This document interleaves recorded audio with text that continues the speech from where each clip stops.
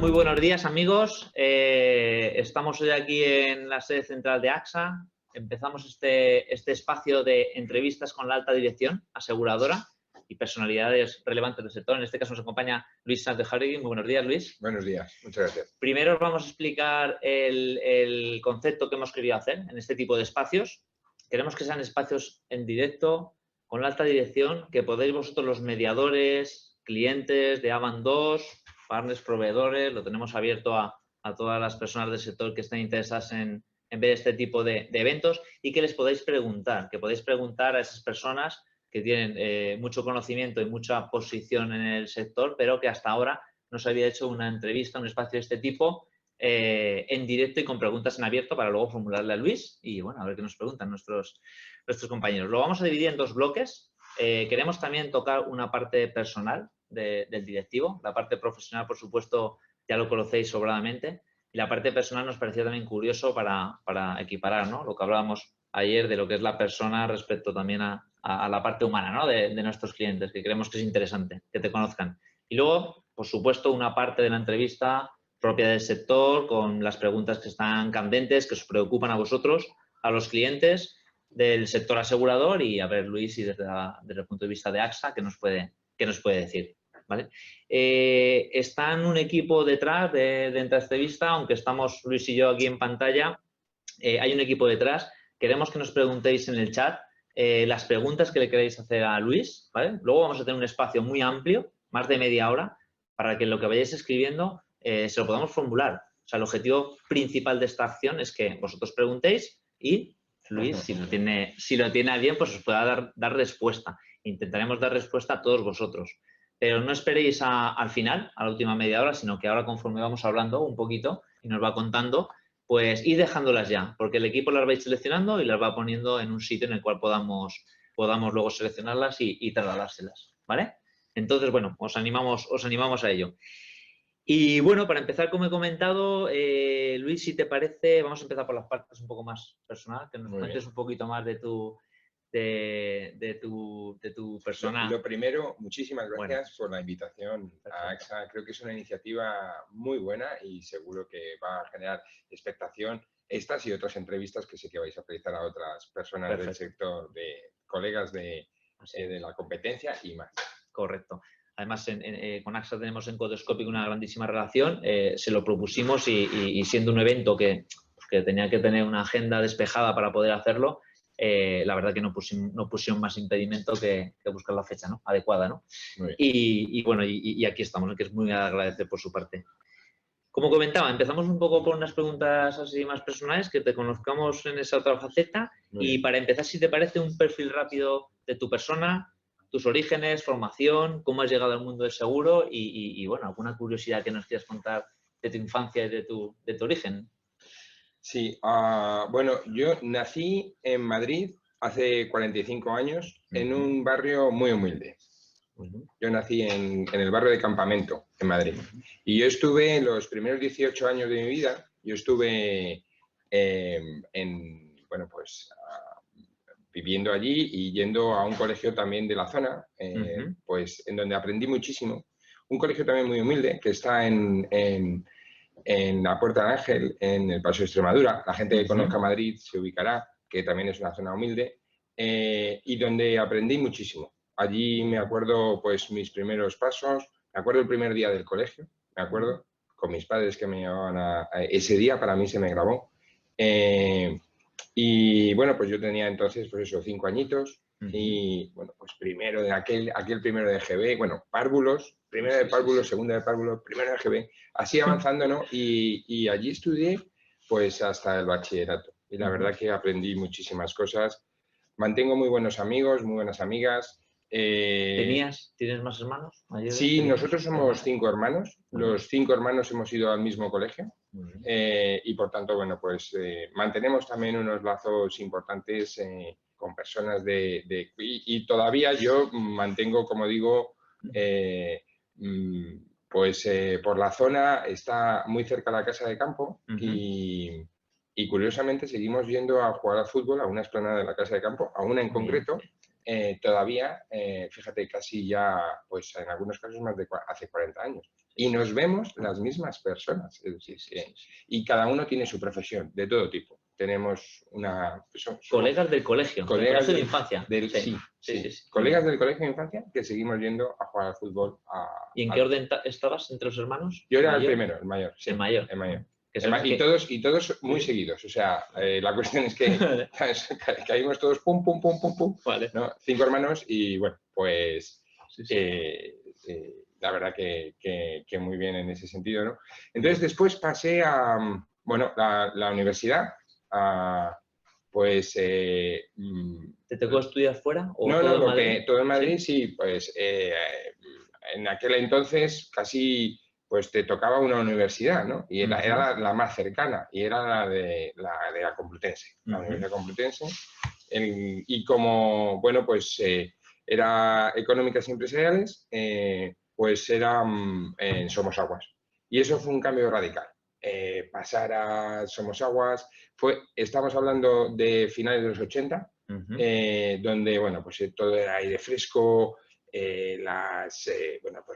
con las nuevas compañeras y compañeros de la universidad, y allí pues juntamos otro grupo muy interesante de amigos y amigas que, bueno, pues hicimos los 3 primeros cursos de empresariales, es decir, que era la Facultad de Ciencias Económicas y Empresariales, podías escoger la rama de general o la rama de empresa. Nosotros cogimos la de empresa y íbamos avanzando y se nos daba muy bien. Yo era mal estudiante de pequeño, muy mal estudiante. Eso, yo te iba a preguntar ahora aquí. ¿En la universidad eras más de biblioteca o de no perderte una fiesta los jueves? Bueno, o de mitad. O de que los que han ido a Somosaguas y a la Complutense se acordarán de Húmera. Yo era de Húmera, ¿no? Sí, vale. Era ir allí, bueno, pues te encontrabas con que igual te estabas tomando alguna cervecita fresca pues a las 12:30 del mediodía, ¿no? Sí, bueno, en la universidad es la hora buena. Exactamente, la hora buena. El pincho tortilla.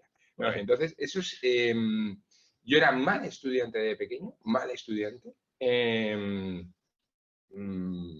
Yo coseché algún suspenso en quinto EGB. Suspenso en quinto EGB era un poquito complicado. Sin embargo, mis primos me cautivaron a...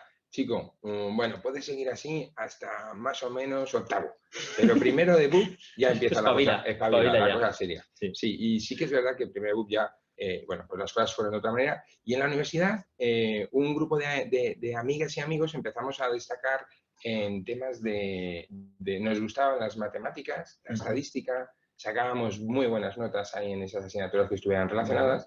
Y, el tema del seguro en ese momento... No, de momento el seguro era como algo raro, ¿no? Todavía no estábamos ahí orientados, ¿no? Pero en Somosaguas, en la facultad, en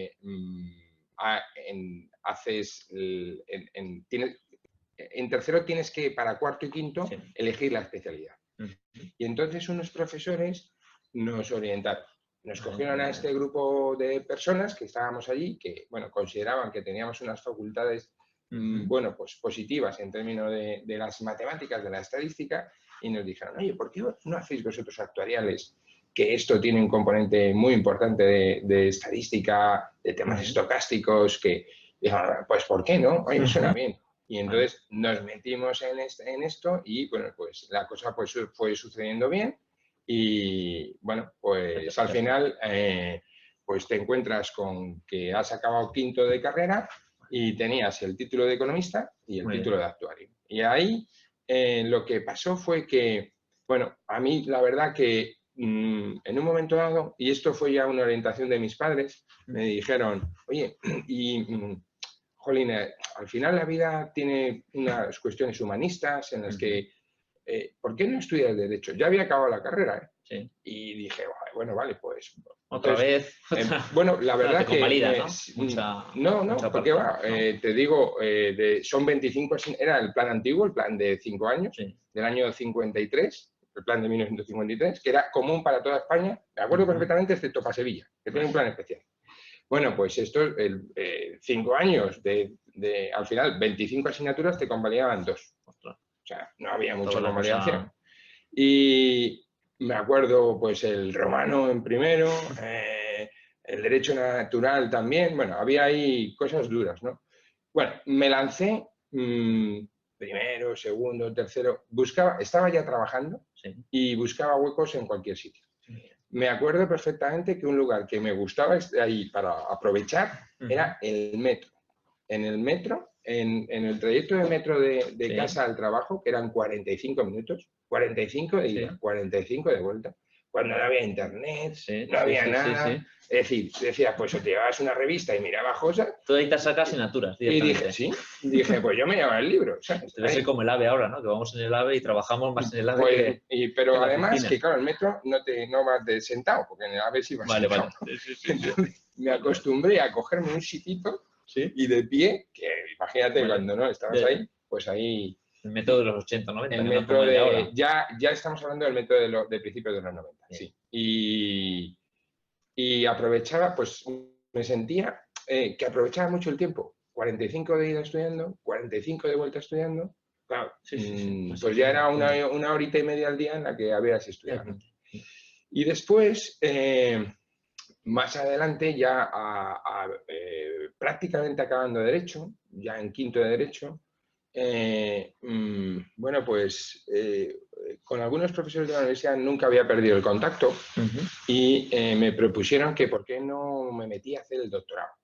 Y a mí me parecía muy cuesta arriba y tal. Demasiado, sí. Pero un día de repente se me ocurrió una idea. Y dije, oye, ¿y esto de las pensiones? ¿Y si hubiera una equivalencia entre el sistema de reparto y el sistema de capitalización? Era un tema duro, un tema difícil, un tema complejo, un tema en el que nadie creía. Yo estaba allí, lo dije como tema y al principio las caras en el rectorado fueron un poquito como de, vaya lío, búscate otro tema, ¿no? No lo decían, pero se les leía en la cara. Pero comencé a investigar sobre eso. La investigación duró muchos años, fue una investigación de largo recorrido. Y finalmente, bueno, pues tienes que hacer unos cursos de doctorado, esos fueron bien, pero después hay que escribir la tesis.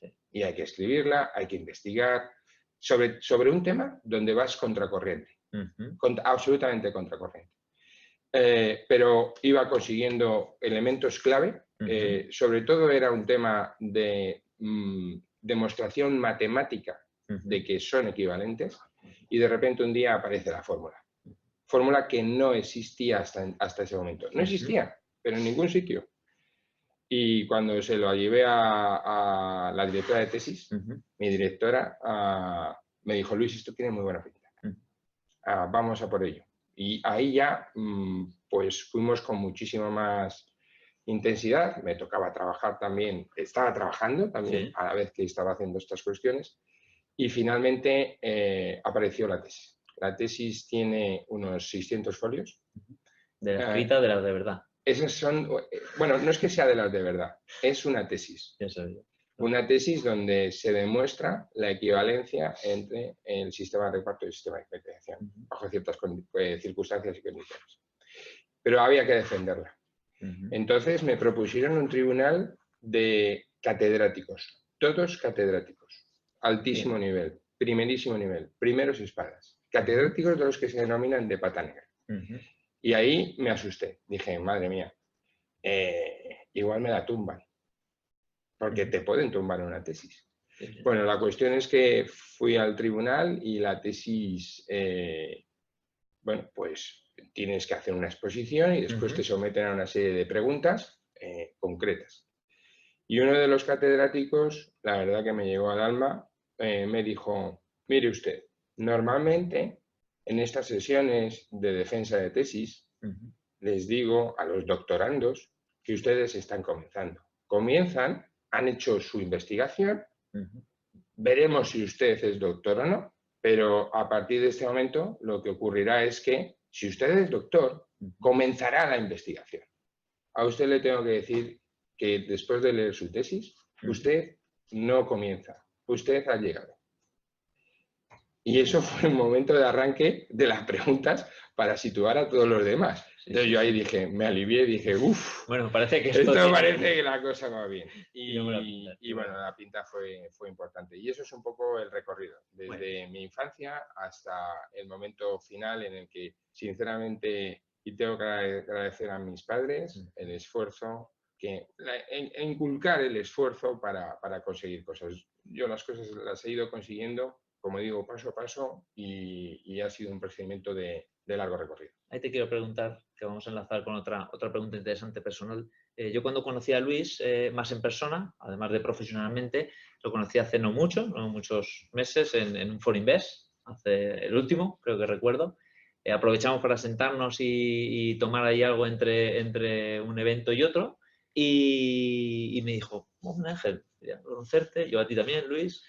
Y hablamos, ¿no? Y me dijo, cuéntame algo más de tu persona, cuéntame tu origen, ¿de dónde vienes? Y eso me lo apunto aquí porque eso me sorprendió y le estuve cascando 5 minutos, 10 de mis orígenes, pareció a la que ha contado él, ¿vale? Y estuve escuchando, entonces me sorprendió mucho que estuve escuchando sin preguntar, ¿no? Y es una cualidad que de un alto directivo que normalmente tiene mucho que transmitir, pues me chocó positivamente, ¿no? Y uniendo con esto, otra cosa que te voy a preguntar es, ¿qué tipo de palabras o qué palabras crees tú que te definen más como persona? Porque a mí esa me chocó, como la podríamos definir, pues saber escuchar, ¿no? Por ejemplo. Pero a ti personalmente, ¿qué palabras dirías tú que te definen a ti, ¿no? Como tu carácter. Yo diría que bueno, utilizaría 3 palabras para definir, para intentar definirme, ¿no? Porque eso es muy complicado, ¿no? Que uno se define a sí mismo. Pero intentaría 3, que son empatía, determinación y asertividad.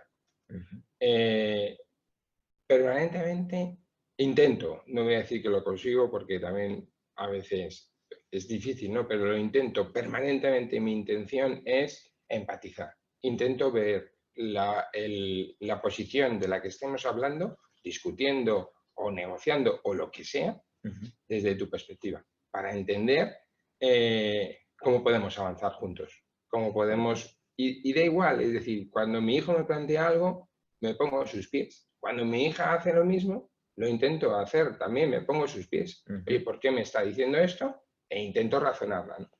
La segunda, determinación, y es, para mí es, una vez que hayamos decidido algo, vamos a por ello. Ya no perdemos el tiempo, vamos a por ello. Y eso me ha pasado en la vida, ¿no? Oye, hago esto, no lo hago, bueno, si no, tal, lo hago, voy a por ello. En Aragón es parecido, pero le llamamos cabezones. Sí, cabezones. Bueno, debe ser que mi padre es de Pamplona, ¿no? Bueno, nació en Pamplona y la familia de mi padre son por ahí, ¿no? Queda mucho mejor determinación, ¿eh? Determinación, sí. Y la tercera, asertividad. Y es, siempre hay que decir las cosas, y hay que decir la verdad.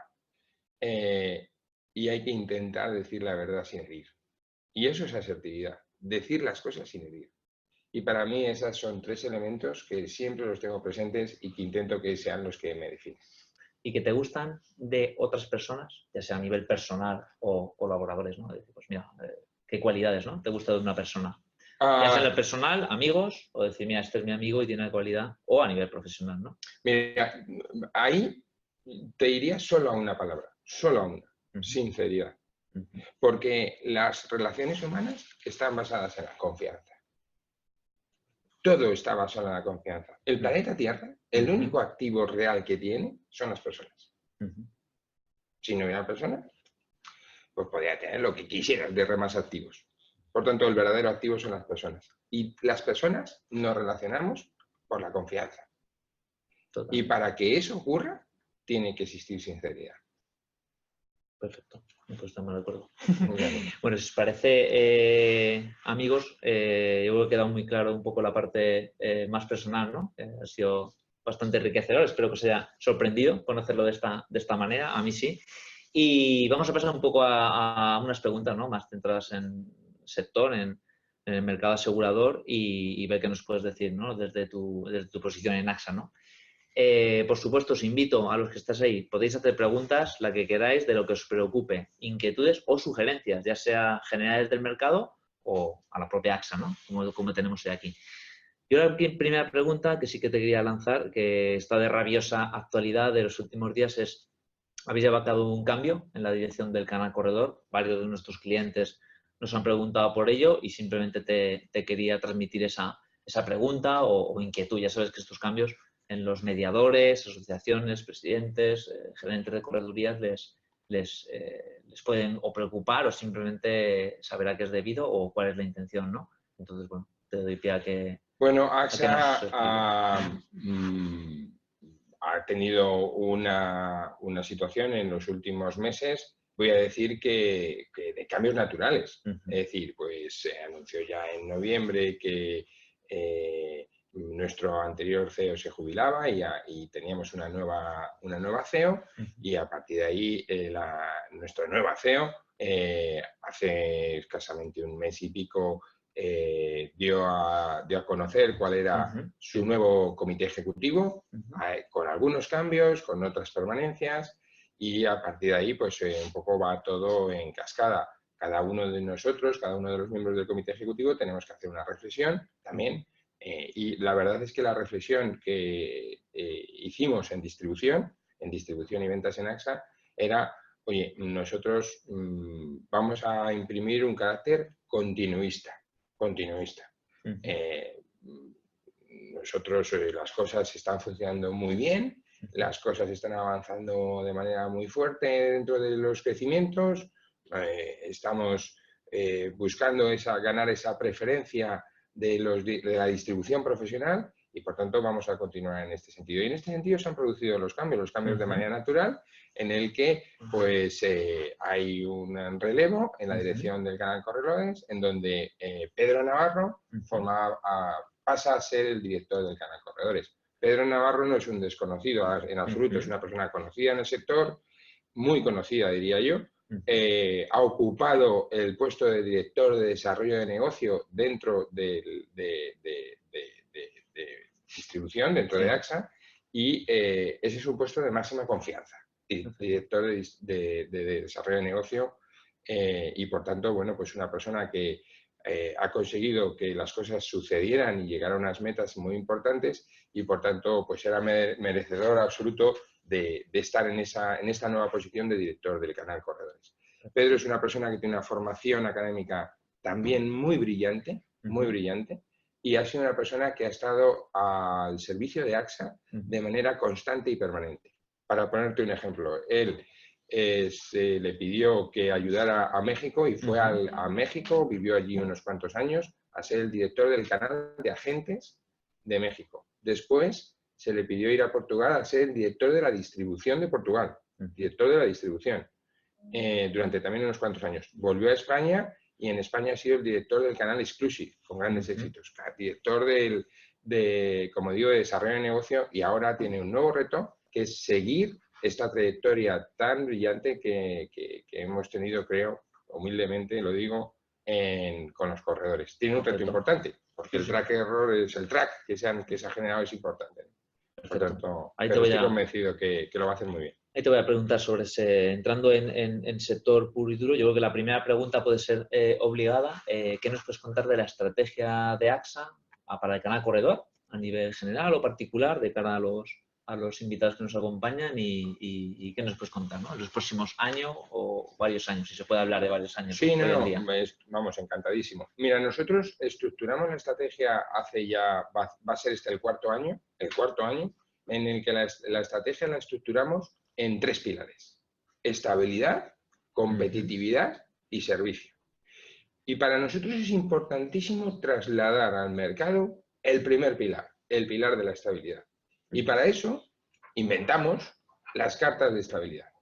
Y era decirle al mercado, en concreto, decirle a los corredores en una carta cuáles van a ser nuestras políticas de precios. Nuestras políticas de precios en las carteras.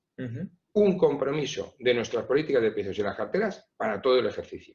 Sinceramente, nadie en el mercado entrega esa carta de estabilidad.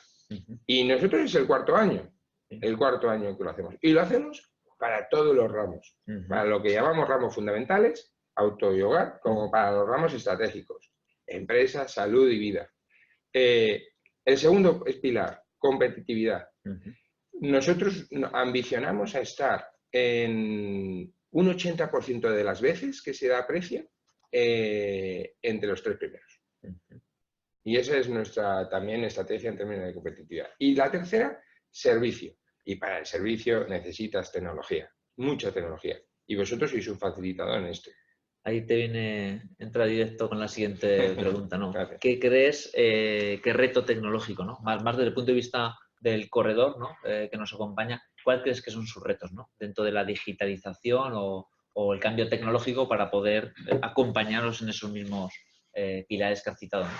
Para poder ser competitivos, ¿no? En el futuro.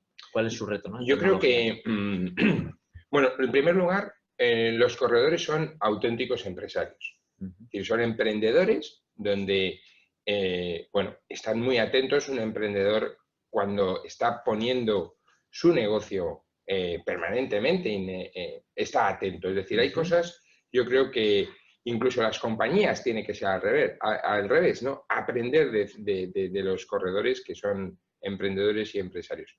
Unos cuantos de ellos tienen modelos digitales muy potentes, muy potentes. Incluso diría que mucho mejores que ciertas compañías especialistas.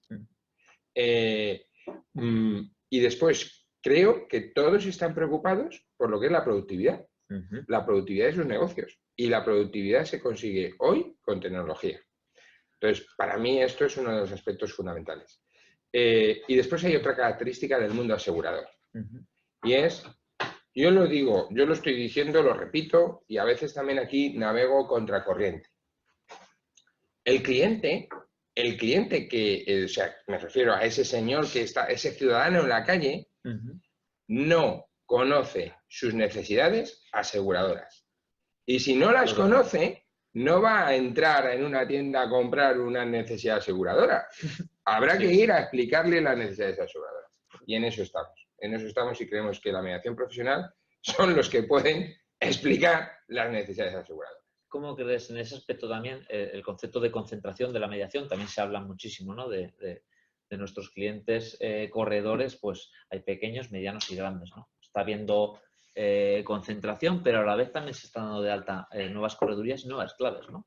Sí. ¿Cómo crees que va a ser él? ¿Realmente se va a concentrar, como se hablaba, de que hace ya muchos años van a desaparecer las 5.000 claves, se van a quedar en 100, 200, o crees que va a tener hueco el corredor pequeño? ¿Qué le podemos decir a los que nos acompañan aquí hoy? Vamos, yo lanzaría un mensaje potente para el corredor pequeño, por supuesto. Pero también lo voy a lanzar para el corredor grande y para el corredor mediano. Yo creo que tenemos hueco aquí todos y todos tienen capacidad de crecimiento. ¿Por qué digo el corredor pequeño? Por una sencilla razón. AXA hace 25 años era una mutualidad, una mutua muy pequeña en Francia, pequeñísima, diminuta. ¿Qué hizo AXA? AXA es hoy lo que es gracias al crecimiento inorgánico. Es decir, a comprar y a comprar bien. Entonces, ¿alguien pequeño puede comprar y comprar bien? Sí. AXA lo hizo. Es un ejemplo. La pregunta, ¿puede? Sí, sí puede. Yo creo que el tamaño tiene que ser el óptimo. También el Imperio Romano era muy grande y desapareció. Es decir, que hay que tener cuidado. Sí. Para mí es un tema de óptimos. ¿Dónde están los óptimos? ¿Cuál es el número óptimo de personas que tienen que estar en una correduría? Por ejemplo. ¿Cuál es el óptimo de ingresos por empleado que tiene que tener una correduría? ¿Cuál es, cómo puede integrar tecnología para optimizar sus ingresos y sus resultados? Yo te diría que siempre hay que optimizar los resultados, la cuenta de resultados. Optimizarla. Y para eso a veces hay que crecer, hay que invertir. Entonces es una cuestión de óptimos. Creo que los grandes tienen que seguir moviéndose, porque si no, llegará un momento de que languidecerán. Creo que los medianos tienen una gran oportunidad. Por agilidad, ¿no? Por agilidad, sí. ¿Pueden integrar a pequeños? Sí. Y no es una cuestión de entonces desaparece el pequeño. Y creo que los pequeños también tienen que moverse. Te pongo un ejemplo rápido. alguien que hoy comience y esté constituyendo su correduría, dentro de 10 años puede ser un mediano o un grande. Sí. Por tanto, hay oportunidades para todos. Correcto. Luego tenemos una pregunta de nuestro amigo Jorge Campos, de New Corred, precisamente, que es una asociación para nuevos corredores y nos preguntará algún tema, ¿no? Te quiero preguntar un tema también en cuanto al riesgo, el tema de ahorro, riesgo, desde el punto de vista del corredor, ¿no? ¿Crees que debe potenciarlo? ¿Crees que debe irse a riesgos masa, riesgos especializados, empresas? Tocar el tema del ahorro. Yo sé que ahí tú tienes una opinión y un bagaje muy importante. ¿Qué le puedes decir a los corredores en todo este abanico de oportunidades, ¿no? En la cual dirigirse? Bueno, yo creo que hay un principio que se denomina diversificación. Mira, en 1992 hubo 3 americanos, 1992, que para algunos nos parece antes de ayer, que les dieron el premio Nobel. Les dieron el premio Nobel por simplemente decir que la diversificación y dispersión minimiza el riesgo. Y lo demostraron matemáticamente y les dijeron, toma, premio Nobel. No está mal, ¿no? Sí. Bien. Pues el tema de la diversificación y dispersión es fundamental. Es decir, si tú estás concentrado en un negocio, en el que quieras, en empresas y en una cosa concreta, pues tienes un cierto riesgo de concentración. Si tú estás concentrado en particulares, tienes un riesgo de concentración.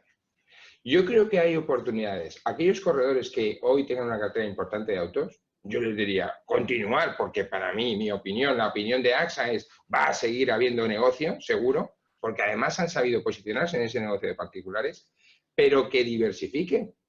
¿Cuál es el ratio de póliza por cliente en el mundo de corredores?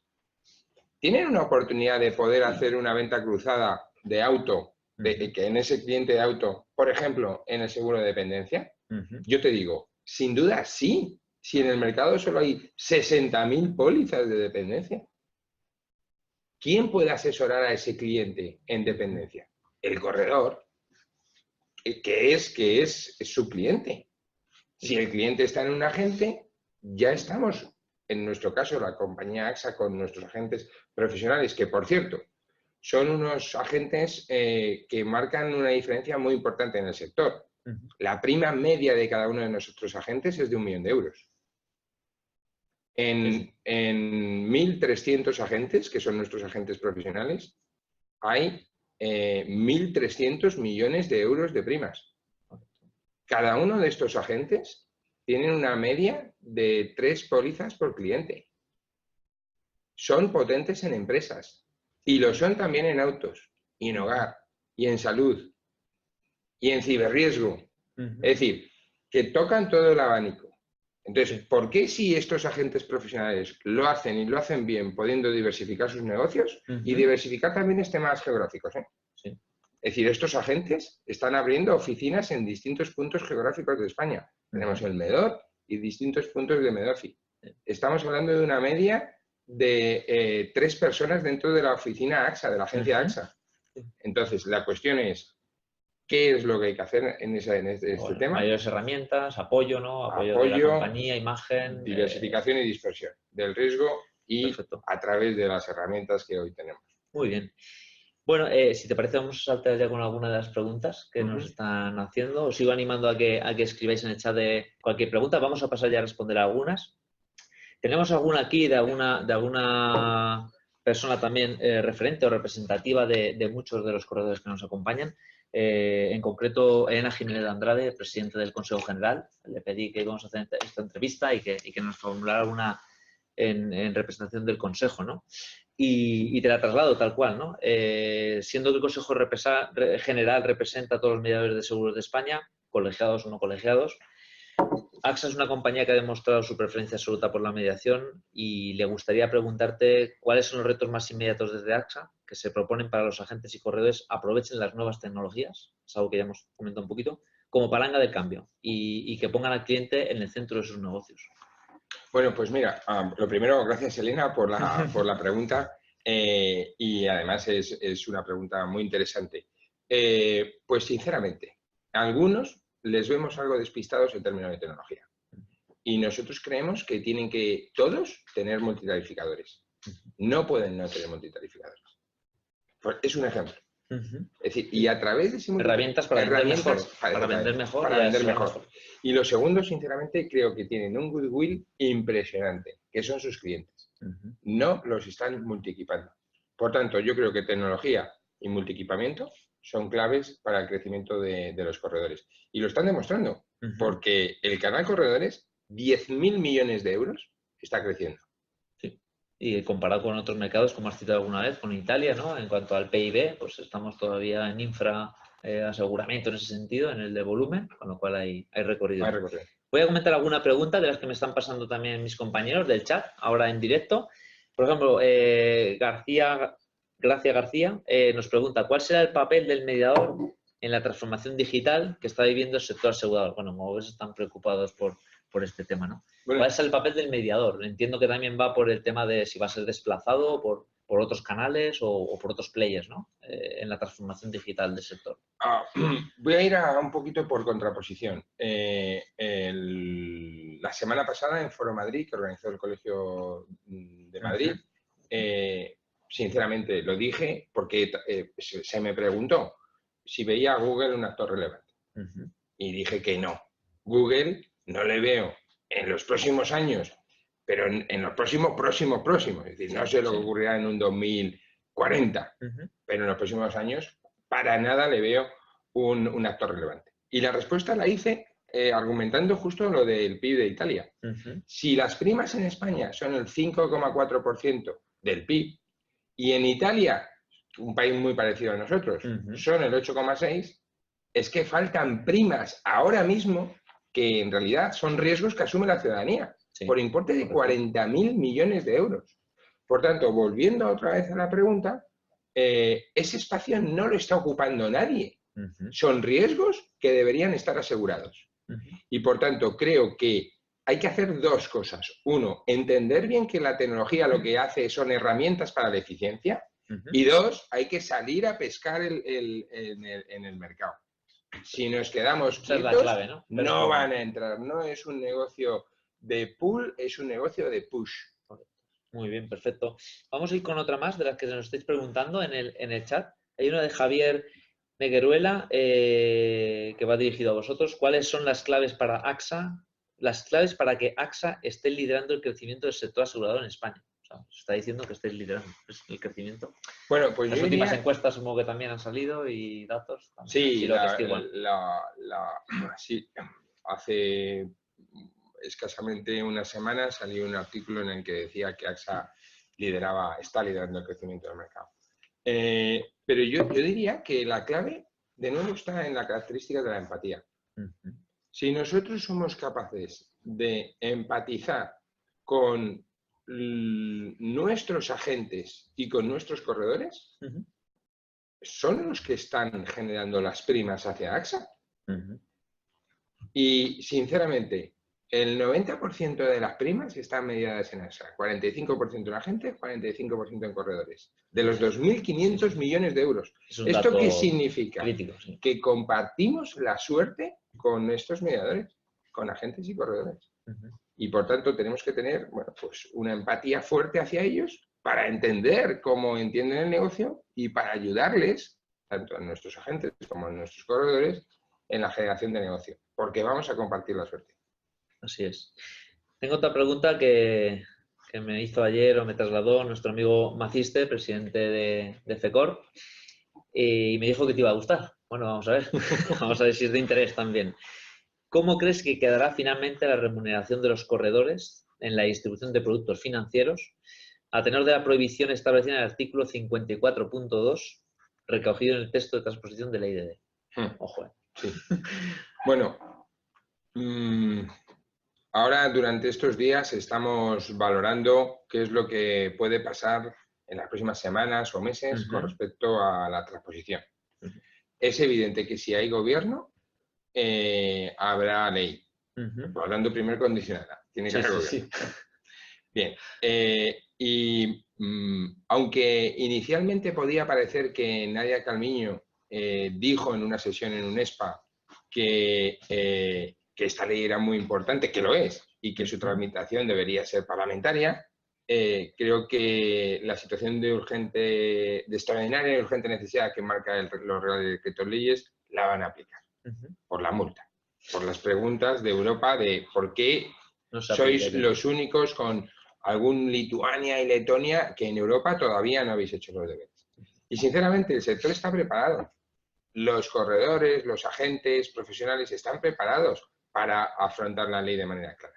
Si me voy en concreto al 54.2, bueno, creo que desde que nació, y a mí no me gustó nada cómo nació, sinceramente, y lo he manifestado, cómo nació, cómo se pergeñó ese artículo, yo creo que fue una manera en la que la Comisión Nacional del Mercado de Valores forzó a que se hiciera una analogía con ciertas figuras del mercado de los fondos de inversión, pero es que esa analogía no se produce realmente, ¿no? Pero bueno, filosóficamente no estamos de acuerdo, pero va a ocurrir, porque ese artículo no se va a quitar de la ley.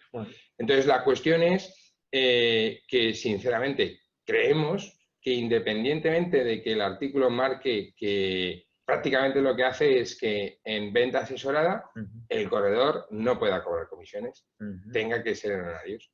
Pero sacar al corredor del mercado del ahorro a largo plazo es una barbaridad. Y lo que ocurrirá es que se va a permitir claramente que pueda vender en venta informada. En venta informada no significa que no tenga que cumplir sus condiciones de independencia al corredor. Tiene que cumplir condiciones de independencia y a la vez lo que ocurre es que cumple condiciones de independencia y le tiene que informar objetivamente sobre los elementos, pero no tiene que hacer una cosa que es la venta asesorada, que es recomendar. Es más, en realidad está mal dicho venta informada, venta asesorada. Tenía que haber sido venta informada, venta recomendada. Porque la diferencia entre informada y asesorada simplemente es la recomendación. Correcto. Por tanto, ¿puede un corredor hacer venta informada? Sí.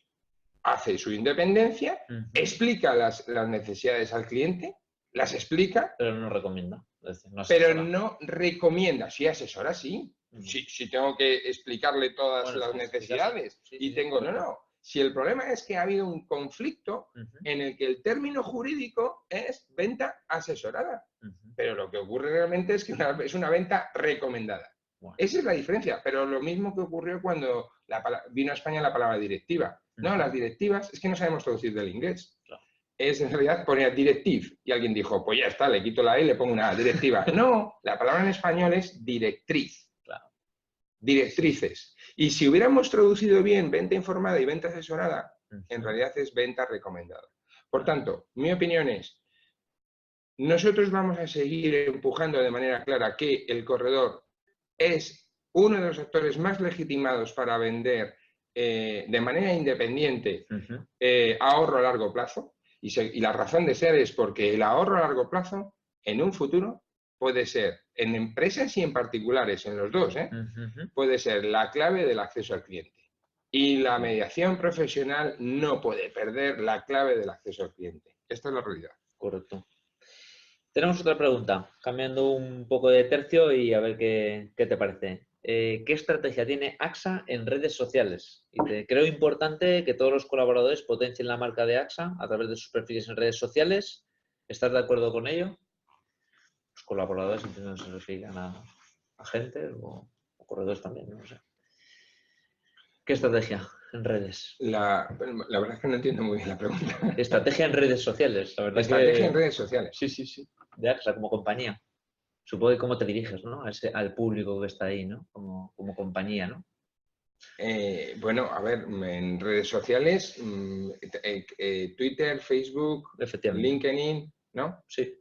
Bueno, pues es una estrategia de comunicación, de cómo comunicamos hacia el público en general. Puede ser por ejemplo, nosotros tenemos el corredor piensa a lo mejor que debe defender al mediador, a la compañía mediada, hacer más hincapié en ello. Bueno, en esto iba a comentarte, si va por ahí el asunto. Por ejemplo, nosotros tenemos un tweet que es AXA Exclusive. Y AXA Exclusive son agentes especialistas en asesoramiento patrimonial, fundamentalmente unit links y productos de vida y salud. Bueno, pues es una manera de comunicar hacia afuera y que todos los exclusive vean de manera rápida mensajes que la compañía está dando. Otro ejemplo, nosotros tenemos una agencia que se llama ASA, A-S-S-A, es una agencia de seguros. Y lo mismo en Twitter, tal. Después tenemos AXA Contigo, que es un tuit que está más relacionado con problemas concretos que un cliente quiere comunicar directamente con la compañía. Aunque no es un canal realmente, al final, el canal telefónico, llamar a la compañía y decirle, oye, tengo el problema, es el más habitual. Uniendo con el tema de digitalización y redes sociales, voy a unir con otro tema, ¿no? El tema de los jóvenes, ¿no? Los jóvenes, hablamos de los que de 18 años hacia arriba, ¿no? Que están en capacidad de tener que tener seguros, ¿no? Y asegurar riesgos. ¿Cuál es vuestra estrategia para dirigiros a ellos, ¿no? O ¿cuál es la estrategia que el corredor debe seguir para captar eso que se les dice, que dice, ves que a los jóvenes no van a un corredor? Bueno, yo pues discrepo. Bueno. Discrepo en que si esa es la afirmación. A ver, ¿cuál es la necesidad aseguradora de un joven? Habría que empezar por ahí. Bueno, pues una necesidad aseguradora no dice, él no la ve, igual que yo tampoco, no, ni yo tampoco. Yo me pongo, digo, ¿cuál es mi necesidad aseguradora? Pues tengo que pensar un rato. Pero entonces, ¿qué ocurre? Lo que ocurre es que tiene una necesidad, que es el transporte. Oye, me tengo que transportar de aquí a allá. Y puede comprar un coche que ya está en debate. Ya está en debate. Pero si compra un coche, lo que hay es una obligación, que es el seguro de autos. Claro. Vale. ¿En qué consiste el seguro de autos? En la protección a terceros, que es a la ciudadanía. Es, oye, que no ocurra, pero si ocurre un accidente y una persona se queda tetrapléjico, que es un tercero, un ciudadano, la ley dice, hombre, pues a este ciudadano hay que indemnizarle. ¿Pero qué indemnización es? Pues el Código Civil, resarcir el daño causado. Resulta que es un seguro de vida, porque resarcir el daño causado a una persona que se ha quedado tetrapléjica es pagarle un capital que en este caso la ley dice 4 millones de euros. ¿Es consciente esta persona que lo que está comprando es un seguro a terceros de vida? Hacia la sociedad, claro. No es consciente. Vale, y ahora ya no me voy al seguro de vida, que igual él en este momento no necesita. Es consciente de todo el demás responsabilidad civil que genera alrededor suya él, no el del auto, otras muchas cosas. No es consciente. Bueno, pues la pregunta es, ¿cómo hacemos realmente que ese joven empiece a ser consciente de todos los riesgos que le rodean? Y porque una ley le dice, oye, de este que, chico, lo siento, pero te obligo yo, se hace. Entonces, la pregunta sería, ¿cómo somos capaces? Exactamente, ese es el reto. Y ese es el reto para un joven y para un no tan joven. Porque en un mayor, te digo que su reto es la longevidad. Es consciente del riesgo de longevidad al que se enfrenta y la respuesta sigue siendo no.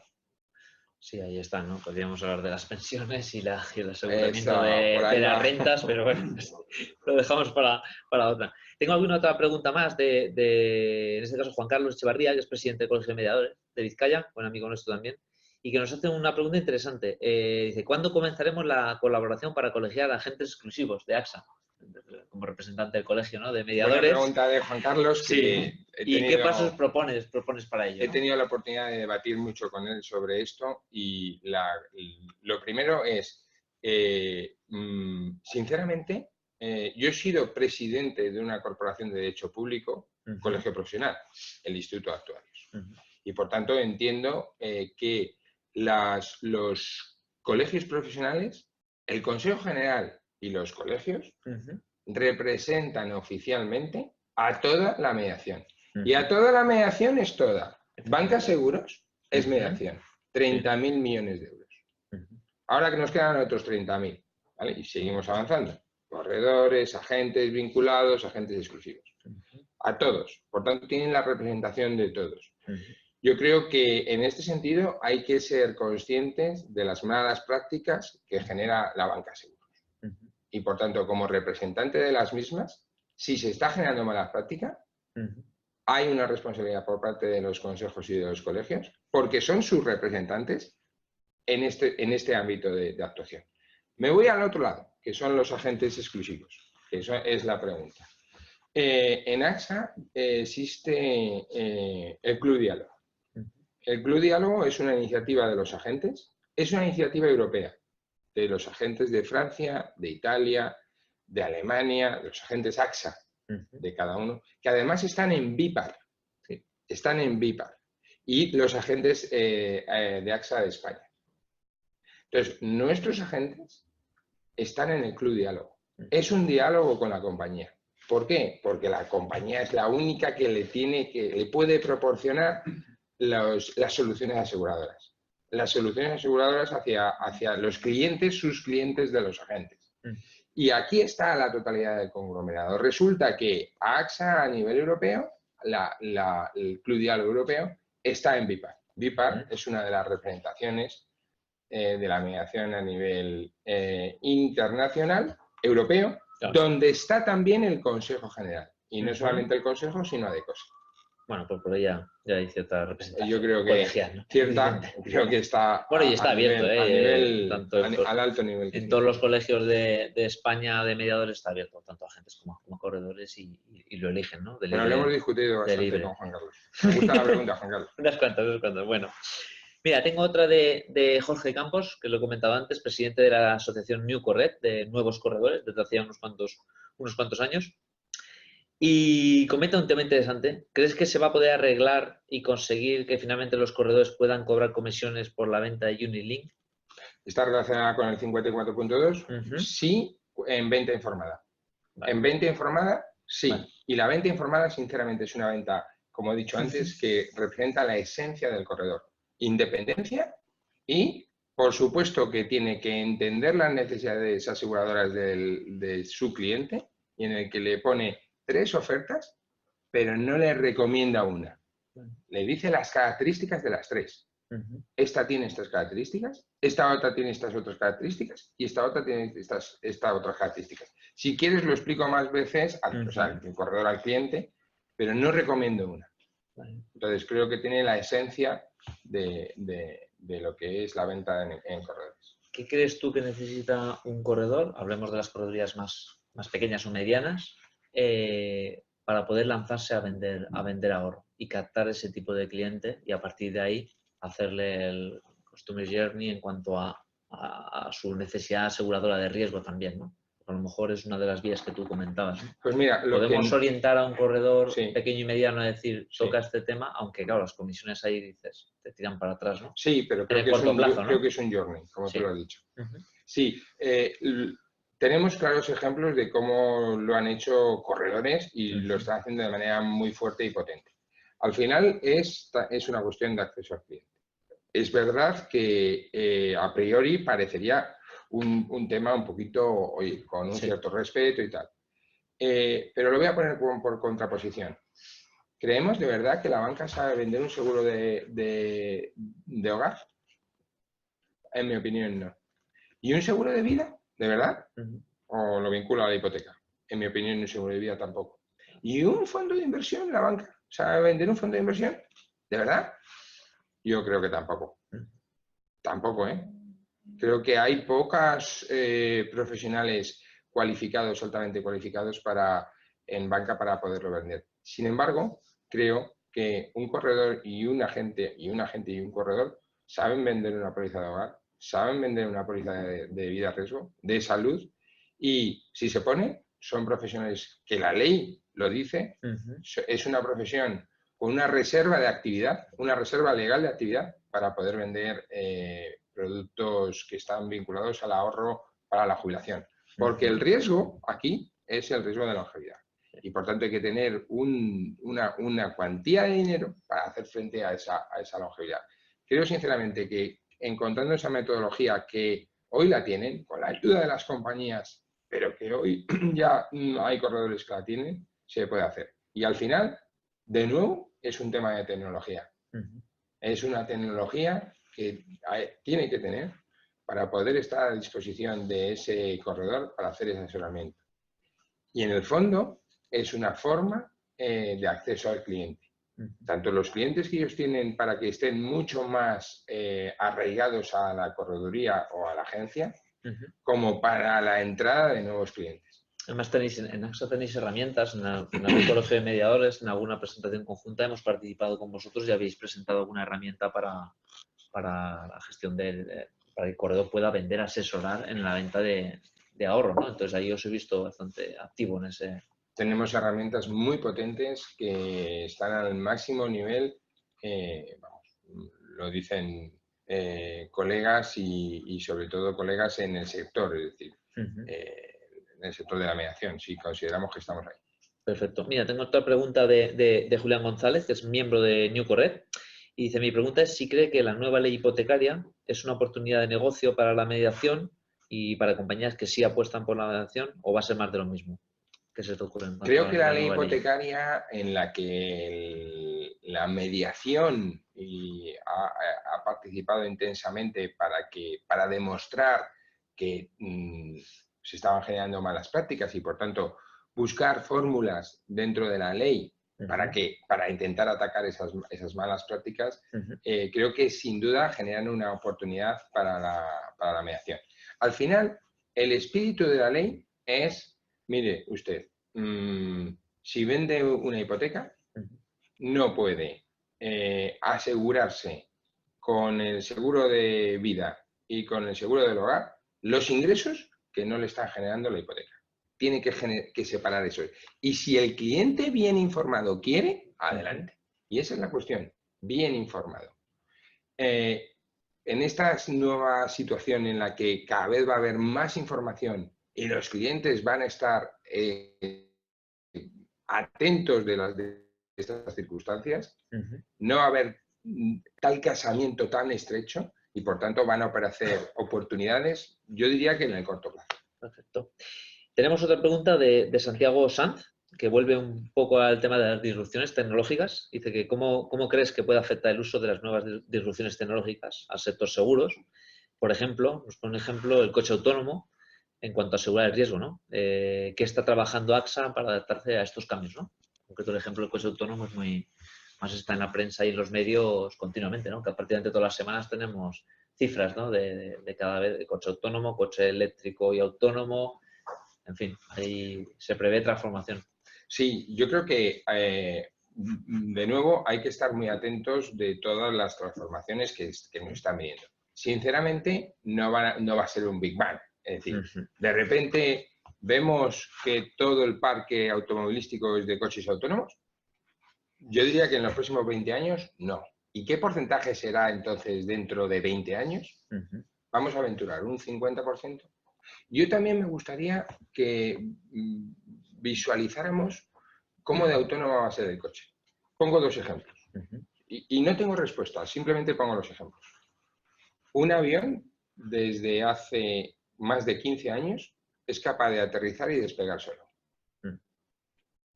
Es capaz, mediante un sistema de balizaje, aterriza. Es más, cuando hay una niebla absoluta, el sistema es de aterrizaje automático. Sí. Lo único que ocurre es que hay alguien a los mandos que, si la cosa no va bien, toma otra decisión.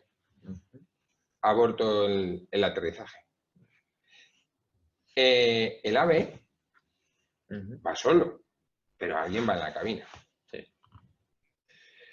¿Hasta qué punto vamos a ver que si en estos dos elementos que pueden ir solos y no hay nadie alrededor, claro, sigue habiendo gente muchos años? Yo me pregunto, cuando esté solo el coche y todos los demás solos, pero si hay gente alrededor, pero gente, o sea, gente al lado. No lo sé, yo ahí dejo es un concepto de responsabilidad, ¿no? Decir, dejo ahí ¿quién tiene la última responsabilidad cuando suceda el accidente, el siniestro? Cuando ocurre, cómo va a ser eso, cuál va a ser la capacidad del conductor, ¿de verdad va a haber una autonomía absoluta? Entonces, aterrizarán y despegarán los aviones solos y los trenes también irán solos, todo irá solo. Y yo a mí me gusta, no sé cuál es la respuesta, pero me gustaría, el día que la visualicemos, pues será interesante verla, ¿no? Hombre, pero en todo caso, no estoy convencido de que sea tan rápido. Dicho esto, volviendo otra vez a la situación que antes comentábamos. ¿Cuánto hoy hay claramente riesgos por importe de 100.000 millones de euros? Riesgos, es decir, sí, que se manifiestan en siniestros. Sin embargo, aseguramos 60.000 millones. Hoy no estamos atacando 40.000 millones. Es decir, los 10.000 millones que significan autos, ¿cómo se irán transformando? ¿Serán 6.000 millones? ¿Serán 12.000? Ya tenemos ¿serán Salud 13.000? llamando a la puerta. Salud que está por 8.500 llamando a la puerta. Pero es que faltan 40.000, ¿eh? Que están en la ciudadanía, pues son la RC, que son temas también de salud, porque ahí hay muchos miles de millones que no se están asegurando y se podían asegurar. Es decir, hay muchas de las circunstancias. Y en este sentido es lo que antes comentaba, la dispersión y diversificación. Es decir, por si acaso el asunto viene antes de lo previsto, diversifícate, porque lo que sí que está claro es que hay dos temas. El riesgo va a seguir ahí. Esto casi es como la energía, ¿no? Ni se queda ni se destruye. Solo se transforma, ¿no? Y después tenemos que el cliente no conoce sus necesidades. Estos dos elementos hacen que las figuras de asesoramiento del corredor y de la gente van a estar, yo creo que en plena forma hoy y en el futuro. Perfecto, pues estamos la 1:04. Llevamos hasta ahora, ¿eh? ¿Se te ha pasado rápido o no? Muy rápido. ¿Sí? Sí. Bueno, la verdad que espero que sí. Y bueno, tenemos alguna pregunta más, pero para respetar también el horario de los que nos visualizan, lo vamos a dejar aquí. Muy bien. Espero, como te he dicho, que te hayas sentido cómodo y bueno, esperamos hacer algún otro, ¿no? Estupendo. Con otro tema, otra temática. Sin más, amigos, lo vamos a dejar aquí. Muchísimas gracias por haber asistido. Os confirmamos que haremos a la vuelta del verano más entrevistas de este tipo, como comentaba Luis al inicio, y esperamos que os gusten y escuchar vuestros comentarios, ¿no? Sin más, pasad buen verano, porque si no nos vemos en otra ocasión. Tengáis buen verano todo el mundo, que volváis con las pilas cargadas y nos vemos a la vuelta ya en septiembre. Muchas gracias. Muy buenos días. Chao. Gracias, Luis.